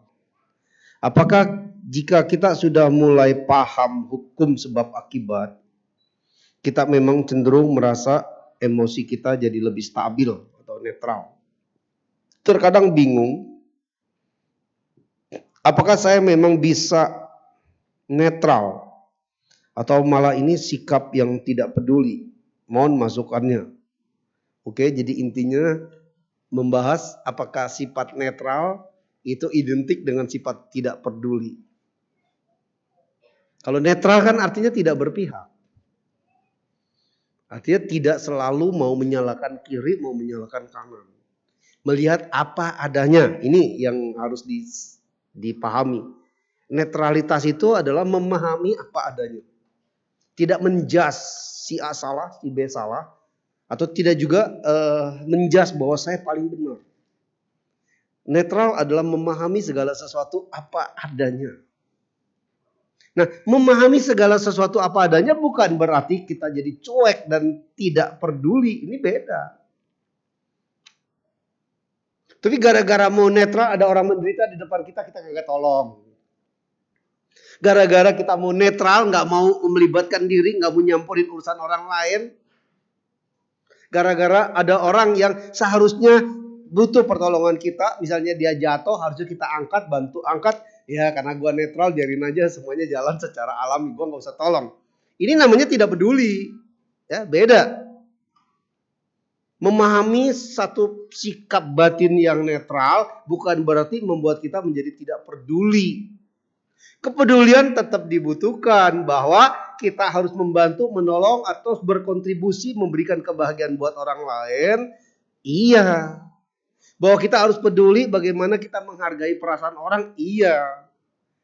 Tapi kalau benar-benar kita nggak mau tahu dengan segala macam urusan di luar diri kita, cuma asik dengan diri kita, nggak mau mencampuri apapun, itu namanya kita egois, bukan netral lagi. Kalau sudah egois, sudah pengen mikirnya diri sendiri, orang lain bodoh amat lah, gua nggak ikut campur, gua nggak mau nyampurin urusan lain. Ini bukan berarti kita netral, tapi kita egois. Netral memahami segala sesuatu fenomena yang ada di sekitar kita apa adanya. Artinya kalau di dalam rumah tangga ada orang yang lagi harus kita perhatikan, ada kerjaan yang harus kita bantu, ada urusan dapur yang mungkin juga harus kita perhatikan, ya kita harus peduli, nggak mungkin nggak peduli kan gitu. Jadi pertanyaannya, apakah dengan netral itu membuat diri kita menjadi orang yang tidak peduli? Beda ya. Kalau kita tidak peduli itu cuek namanya. Dengan cuek itu sendiri kita sudah membuat sesuatu kondisi, berarti itu udah nggak netral lagi. Jadi sekali lagi yang namanya netral adalah memahami apa adanya. Kalau misalnya contohnya di rumah tangga kita, istri kita lagi sakit misalnya, nggak bisa masak. Nah kalau kita memahami kenyataan karena istri lagi sakit nggak bisa masak, ya kita keluar beli makanan buat makan sama-sama, nggak usah membebani istri untuk masak misalnya. Nah ini memahami apa adanya. Ya semoga itu dapat menjawab ya apa yang diajukan dalam pertanyaan tadi. Kemudian namo buddhaya Romo, ya namo buddhaya. Kalau saat kita memberi atau berbagi terhadap saudara atau anggota keluarga, tapi orangnya tidak menghargai atau tidak bersyukur, berarti lebih baik kita berbagi pada orang lain yang menghargai ya Romo. Salah. Ini namanya memberi karena pamrih. Memberi pengen dihargain, ya apa gunanya memberi? Keluarga kayak sanak saudara siapa aja, kalau kita beri jangan berharap orang lain tuh menghormati kita gara-gara pemberian kita. Itu namanya lebih gede pamrihnya daripada memberinya. Memberi ya memberi, lo hargain syukur, nggak hargain juga nggak apa-apa, yang penting lo udah kasih. Kalau kita memberi, kita menuntut penghargaan, kita menuntut supaya dia menghormati kita. Begitu dia nggak menghormati kita, kita kecewa. Nah ini bukti nih, jadinya kecewa. Kalau gitu nanti saya kasih orang lain aja. Ya, salah. Memberi dalam konteks apapun jangan berharap terima kasih, jangan berharap penghormatan, jangan berharap orang bersyukur sama kita. Kita bersyukur dengan diri kita, kita bisa memberi. Itu yang harus kita munculkan dalam diri kita. Ya, jangan melekat. Jadi kalau kita memberi tapi kita melekat, kapan lu bersyukur sama gua udah kasih, udah tolong, ya itu melekat namanya. 3 cara berdana yang baik. Sanlun kungsu atau samlun kongsyok. Berdanalah dengan 3 kekosongan. Pertama, berdana itu tadi kekosongan yang pertama, berdana tanpa pamrih. Berdana tanpa motivasi apapun, berdana ya memang berdana dah.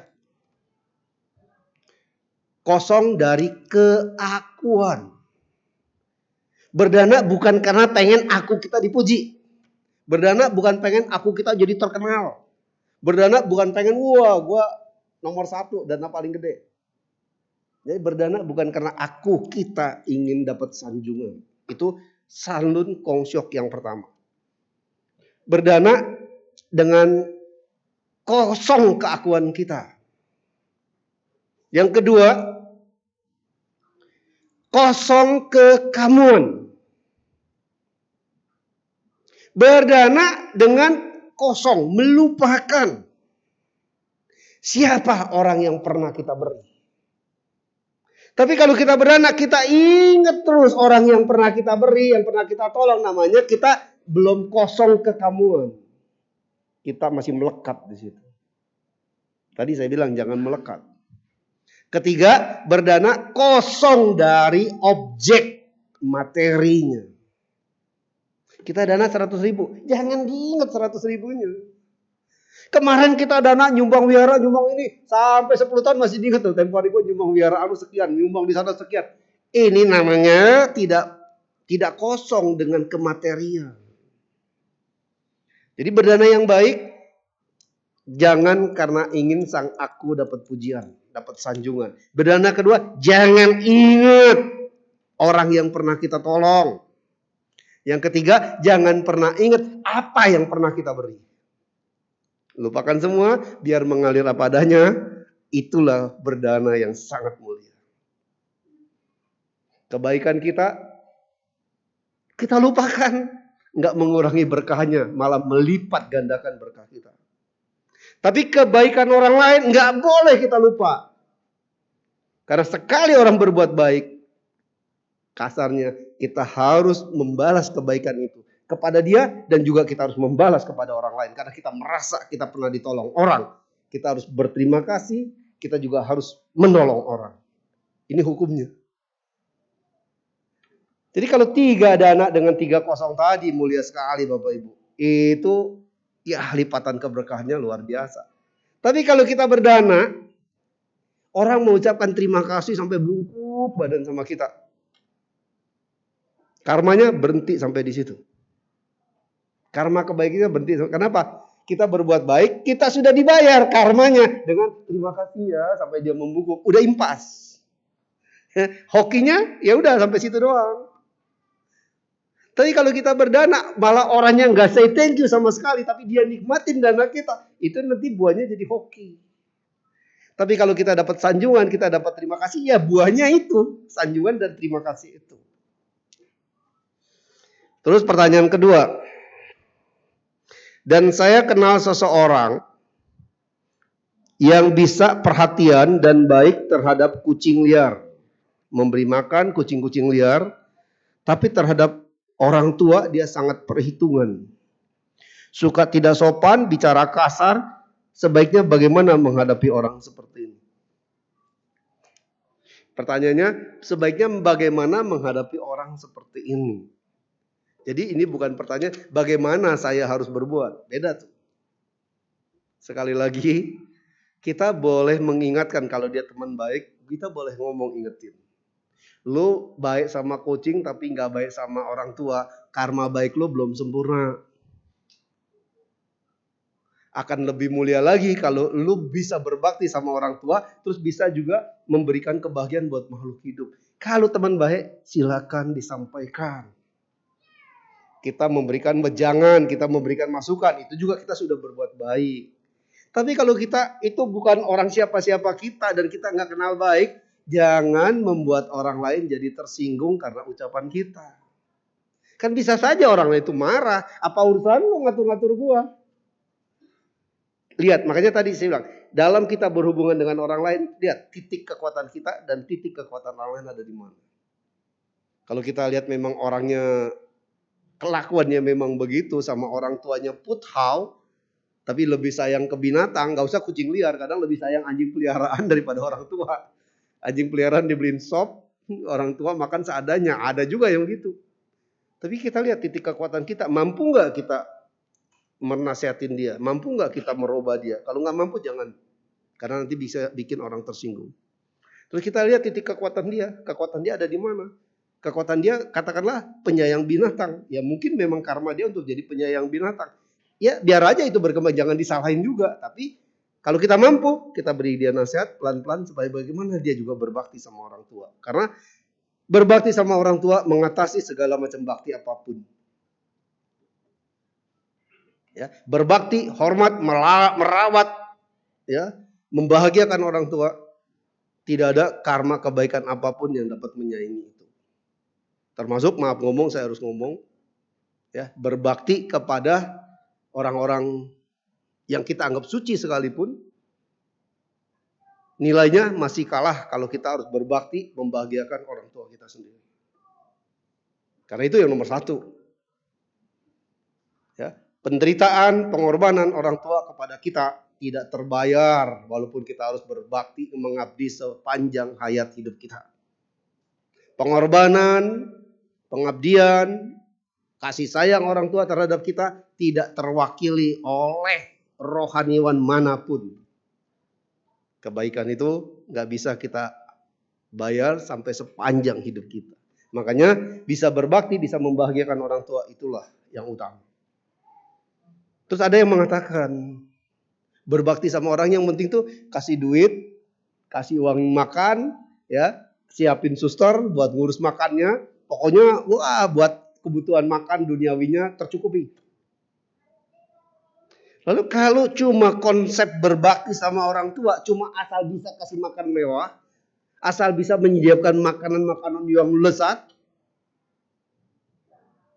kalau tidak didasari dengan adanya rasa hormat dan kasih sayang, hormat terutama, apa bedanya dengan kita kasih makan anjing? Kita kasih makan anjing yang mewah-mewah, anjing peliharaan yang mahal-mahal, tapi kan kita nggak harus menghormati anjing itu kan. Asal dia makan udah. Kalau kita juga cuma bisa kasih makan orang tua, tapi tidak ada rasa hormat dalam diri kita terhadap orang tua, apa bedanya?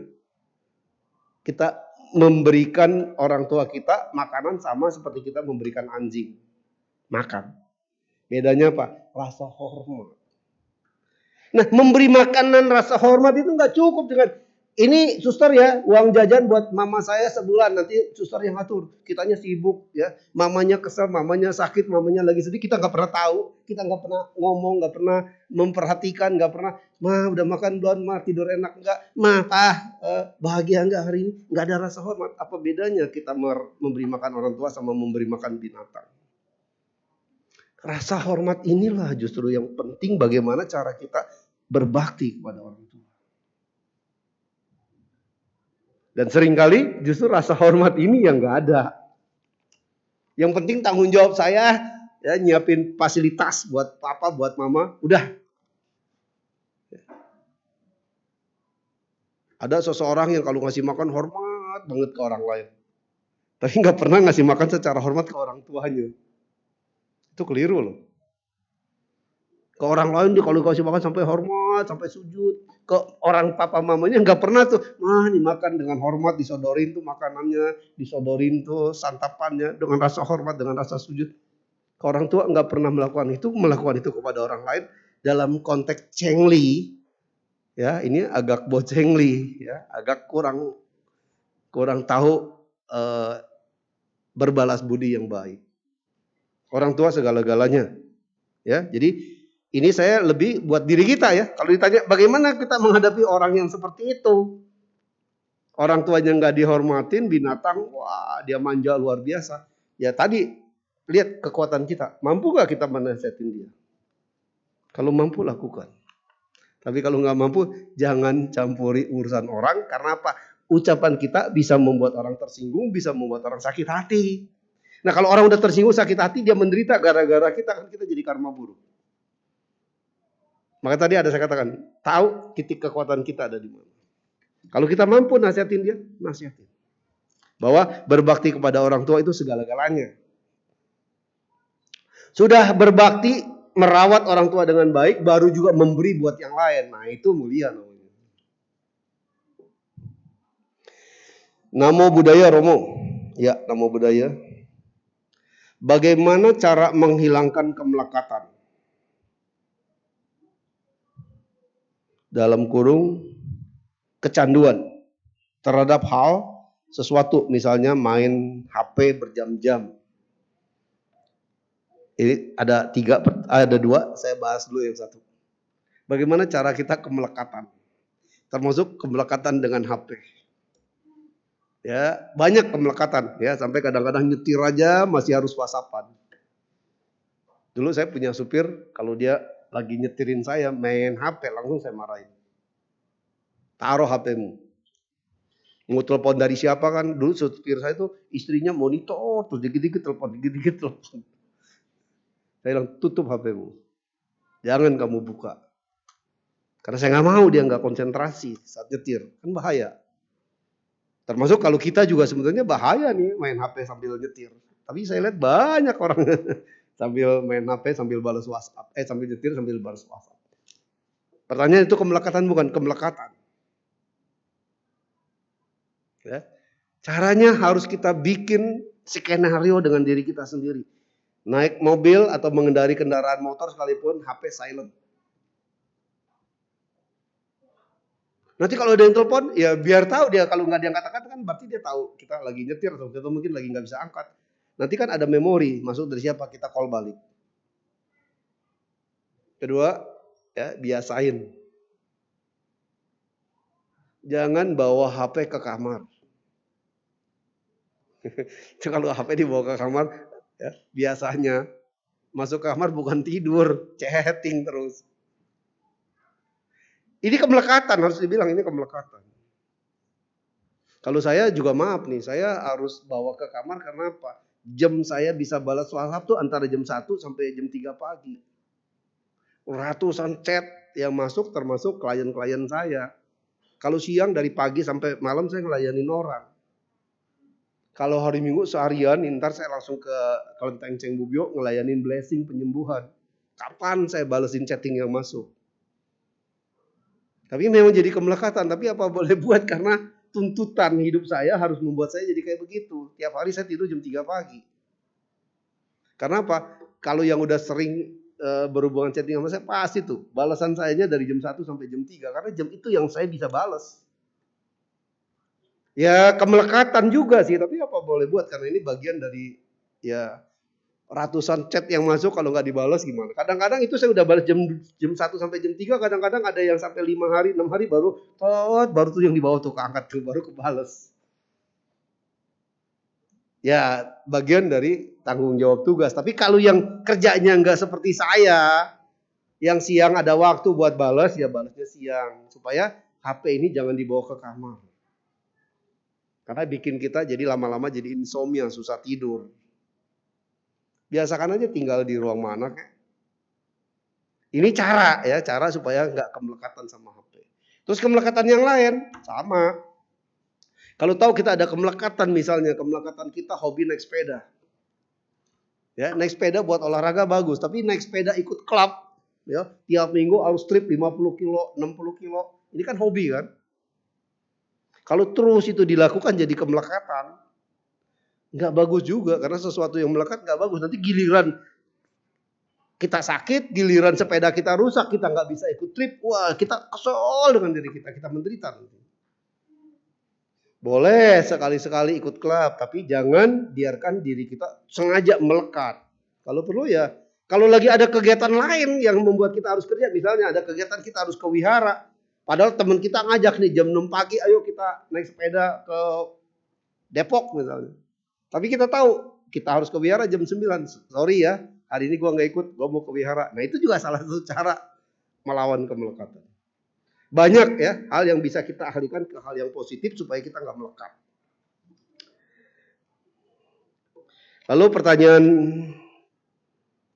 kedua, cara atau saran Romo agar semua dapat selalu fokus pada tujuan hidup masing-masing. Bagaimana Romo? Kalau kita mau fokus ya modalnya konsentrasi lah. Pikiran ini sesuatu yang paling liar. Kadang kita lagi ngobrol sama seseorang, ngobrol sama si B, pikiran kita ada di tempat jauh loh. Kita lagi ngobrol, pikiran kita ada di tempat lain. Kadang dia tanya kita, tadi lu ngomong apa ya? Padahal lagi ngomong berdua. Karena apa? Pikiran kita nggak fokus. Nah, mau nggak mau ya latihan memfokuskan pikiran. Kalau pikiran bisa fokus, kita juga bisa fokus dengan tujuan. Cara yang paling tepat, paling baik adalah sering-sering latihan meditasi. Orang yang sering latihan meditasi akan sangat mudah memfokuskan pikiran. Kalau pikiran bisa fokus, kita juga bisa fokus dengan apa yang mau kita tuju. Fokus dengan apa yang sedang kita kerjakan. Setiap orang yang nggak fokus dengan apa yang dikerjakan, hati-hati. Karena apapun yang kita kerjakan ada resiko bahaya. Orang yang mengerjakan sesuatu nggak fokus, cuma butuh 2-3 detik untuk terjadinya musibah. Jatuh dari tangga, jatuh dari tangga, itu cuma butuh 2-3 detik loh. Kapan? Saat kita lagi blank, nggak fokus, kita turun tangga, tapi kita nggak sadar kita turun tangga. Jalan itu terburu-buru, keserimpet kaki kita jatuh gitu. Karena apa? Turun naik tangga harus hati-hati, harus fokus. Tapi pada saat pikiran kita berkecamuk kemana-mana, kita nggak fokus dengan jejakan kaki kita bisa jatuh. Nah jatuhnya itu cuma butuh 2-3 detik. Kapan? Saat pikiran kita lagi blank. Saat pikiran kita lagi ngelantur ke tempat lain, padahal kita lagi ada di tangga, lagi turun, atau lagi naik. Makanya fokus dengan apa yang kita kerjakan juga membantu banyak menghindari kita dari musibah. Naik motor, naik mobil, begitu kita blank 2-3 detik, terjadi kecelakaan. Kenapa? Ya nggak fokus itu. Ini yang spesial catat di buku. Wah, lengkap sih, bikin summary, bagus juga nih. Biasanya nih anak sekolah nih. tugas sekolah biasanya. Tapi bagus sih, catatannya rapi. Pertanyaan, kita kan generasi muda, persaingannya sering nggak bermoral. Saya dulu pernah ada teman yang baik ke saya, memang agak susah secara finansial dan juga secara akademik. Akademik saya sering bantu jelasin dan financial sering dipinjam sama dia, walaupun nggak balik ya, sering bantu pinjemin tapi nggak balik. Pas ujian dia curi satu buku mata pelajaran saya, isinya PS, PR, cetak, catatan segala macam, dia curi bukunya. Jadi saya belajarnya secara mandiri bergantung ke daya ingat saya. Sampai selesai ujian, dia baru balikin. Nah, bagaimana cara kita biar tetap bahagia dan baik walaupun sering disakiti seperti itu sama orang tersebut. Apalagi udah gitu, dia gosipin saya, jelek-jelekin saya di belakang. Rasanya pengen sedih, tapi nggak bisa. Pengen marah, tapi aku terlalu sabar. Pengen nangis, air mata sudah kering.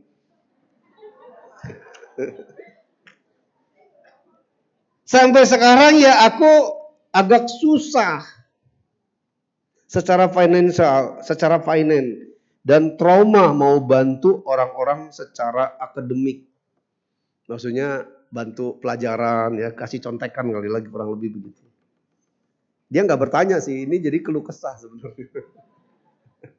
Tapi ada bagusnya dengan nulis ini unek-unek udah keluar ya. Keluh kesah udah keluar kan jadi plong tuh. Kalau enggak kan ini jadi ngeganjal terus di dalam. Dan tidak ada satupun yang ditanya di sini. Ya. Keluh kesah ya bagus lah, bisa berkeluh kesah bagus, tapi jangan sering-sering membiarkan diri kita jadi orang yang selalu berkeluh kesah. Orang yang suka berkeluh kesah itu apa? Orang yang hidupnya selalu bawa-bawa masa lalu. Ini kan yang diceritakan masa lalu nih. Tapi kan masih diingat sampai sekarang. Sampai detail kejadiannya. Sesuatu yang tidak menyenangkan jangan diingat. Semakin kita mengingat sesuatu yang tidak menyenangkan, apalagi keulang lagi, semakin penderitaan kita muncul lagi. Minimal dari keluh kesah ini kan saya bisa nangkep. Sampai mau nangis saja air mata udah kering. Kan ini ungkapan penderitaan. Mau marah nggak bisa, mau kesel nggak bisa. Ya sudah diungkapkan, udah plong ya. Mudah-mudahan abis ini udah bebannya nggak ada. Udah jangan diinget-inget lagi kasus ini. Semua yang terjadi nggak lepas dari karma kita. Kita ketemu orang yang katakanlah seperti ini, pas mau ujian buku kita diambil, dicuri, udah ujian baru dibalikin, kan pelajar jadi pusing, catatan semua ada di situ. Ini karmanya kita juga bahwa kita akan mengalami hal kayak gini. Kalau bukan karma kita, kan Buddha bilang, jangan takut, jangan khawatir terhadap sesuatu yang bukan menjadi bagianmu tidak akan datang kepadamu. Ini bagian dari diri kita, bagian diri kamu, bahwa kamu akan punya teman seperti itu. Ya sudah, ke depan bagaimana supaya terhindar dari teman seperti ini, bergaullah dengan orang-orang yang bijak. Ya tadi orang yang bodoh, ini kan dia mau cerita temannya secara akademik bodoh lah, kasarnya banyak dibantu. Bergaul dengan orang yang bodoh, tapi menyadari akan kebodohannya, itulah orang yang bijak. Bergaul dengan orang yang bodoh tapi dia tidak pernah menyadari kebodohannya, berarti kan dia bukan orang yang bijak. Ya, berusahalah menghindar bergaul dari orang yang tidak bijak. Karena nanti kita akan kebawa jadi ikutan gak bijak nanti. Ya, itu yang bisa saya kasih komentar. Kemudian yang kedua, sebagai anak broken home. Wah, lengkap ini keluh kesahnya. Saya benci sama ayah saya yang selingkuhin dan tinggalin mama. Bagaimana cara saya memaafkan papa? Nah, ini baru bertanya. Ya, dan pertanyaannya susah. Ya, pertanyaannya gampang, jawabnya susah ini. Saya nggak bisa ngajarin orang, udah papanya benciin aja udah. Ya, udah nggak usah berbakti sama papa kayak begitu. Nggak bisa. Karena biar gimana tanpa papa nggak ada kamu. Sayang mama, boleh. Bagus. Karena mama merasa dihianati sama papa, tapi membenci papa. Ini adalah sebuah kesalahan. Gara-gara sayang mama, papa berkelakuan gak bagus, sehingga muncul rasa benci sama papa. Ini yang gak boleh. Karena apa? Si papa sama si mama mengalami situasi kayak begitu. Ini ada karmanya juga. Kalau si mamamu gak karmanya kayak gini, si papa aja kagak selingkuh. Si papa bisa sampai selingkuh, berarti memang mamamu juga harus menjalani karma seperti ini. Mungkin dulu di dalam kehidupan yang lalu, si mamamu pernah jadi suami yang menyelingkuhi istrinya. Sehingga sekarang dia merasakan jadi istri yang diselingkuhi suami. Inilah hitung-hitungan karma kayak begitu. Jadi karena kita tahu ini bagian dari karma yang harus dijalani mama sama papamu sebagai anak, ya, kamu nggak punya alasan untuk benci sama papa. Jadi karena nggak benci sama papa, nggak ada yang harus dimaafkan. Di sini kan bagaimana memaafkan papa. Kamu nggak bisa memaafkan papa karena membenci papa. Tapi kalau tidak ada rasa benci dan kamu anggap ya semuanya memang natural, alami, memang harus seperti itu. Tadi saya bilang harus hidup ya melihat kenyataan, harus bukan hidup melarikan diri. Nah ini dia broken home kan, seakan-akan jadi nggak betah di rumah gara-gara melihat si papa kayak gitu. Nah ini yang namanya melarikan diri dari kenyataan. Hidup harus bisa melihat kenyataan apa adanya. Bahwa kita hidup di keluarga yang kenyataannya seperti ini, ya kita nggak bisa melarikan diri dengan broken home, cari kesibukan di luar, nggak betah di rumah. Tapi bagaimana kita bisa memperbaiki kualitas hidup kita, bisa memperbaiki kualitas kebahagiaan mama kita. Mungkin kita harus lebih peduli, lebih menyayangi mama, lebih memberikan perhatian, lebih banyak memberikan hiburan buat si mama. Kalau mampu, sering-sering ajak mamanya ke mall, sering-sering ajak mamanya nonton, sering-sering ajak mamanya makan di restoran. Supaya apa? Kualitas kebahagiaan si mama terbantu ya untuk mengatasi kepedihan hatinya karena diselingkuhin. Tugasmu sebagai anak bagaimana lebih membaktikan kepada mama, memberikan waktu yang lebih intens, memberikan kepedulian yang lebih cukup, memberikan kedekatan yang lebih bagus, bagaimana mama bisa bahagia walaupun diselingkuhin tapi punya anak berbakti yang bisa bikin mama bahagia. Ini hebat. Tapi apakah si papa harus dibenci? Toh papanya juga mungkin udah gak ada di rumah kalau udah cerita gini. Ya gak usah dibenci. Ya, tetap anak harus hormat sama orang tua. Masalah orang tuanya brengsek apa enggak, kita nggak bisa atur. Tadi saya bilang kita nggak bisa ngatur orang lain. Orang tua pun nggak bisa ngatur anak, apalagi anak ngatur orang tua nggak bisa. Kita hanya ya inilah kenyataan hidup. Tapi ada hal yang harus disyukuri. Syukurnya apa? Walaupun maaf ngomong ada perselingkuhan, apalagi kalau mamamu bisa tegar, mamamu bisa happy, kan itu yang harus disyukurin. Walaupun kita melihatnya menderita, tapi ternyata mamanya happy. Nah, bersyukurlah dalam derita ternyata mama saya masih bisa happy. Selalu lihat ada nilai baiknya, ada nilai plus. Disitulah ada saat kita bisa bersyukur. Jangan melulu dilihat yang negatifnya. Karena kalau melulu yang dilihat negatifnya, kita susah bersyukur. Broken home jadinya. Tapi kalau kita lihat ada nilai-nilai positifnya, nilai-nilai baiknya inilah yang selalu kita angkat, yang selalu kita ingat. Di situ kita membuat bersyukur. Bersyukur, maaf ngomong, walaupun papa selingkuh, tapi ternyata hidup mama saya sukses, dagangannya maju, berhasil. Itu kan juga sesuatu yang harus bisa kita syukuri. Banyak hal yang bisa membuat kita bersyukur. Asal yang kita ingat hal-hal yang positif. Tapi kalau yang kita ingat, yang kita melekatkan hal-hal yang negatif, yang membuat kita sedih, yang membuat kita menderita, nanti kualitas bersyukur kita juga jadi kurang. Yang bikin kita menderita, yang bikin kita unhappy, yang bikin membuat kita jadi gak bahagia, itu yang jangan diingat. Lupakan. Ya, jangan hidup kita bawa-bawa masa lalu. Hari ini apa yang terbaik yang bisa kita kerjakan, kerjakanlah supaya ke depan kita berubah menjadi lebih baik. Jangan biarkan masa lalu kita bawa-bawa terus. Dan sambil berdoa, ya, anak bisa berdoa, semoga ke depan papa sadar, ya, menyayangi lagi mama dengan baik, ya. Doa anak pun kadang-kadang bisa membuahkan juga enlightenment, ya, pencerahan buat orang tua. Demikian ya, semoga ini bisa menjawab apa yang diajukan. Terima kasih. Semoga bermanfaat. Namo Buddhaya.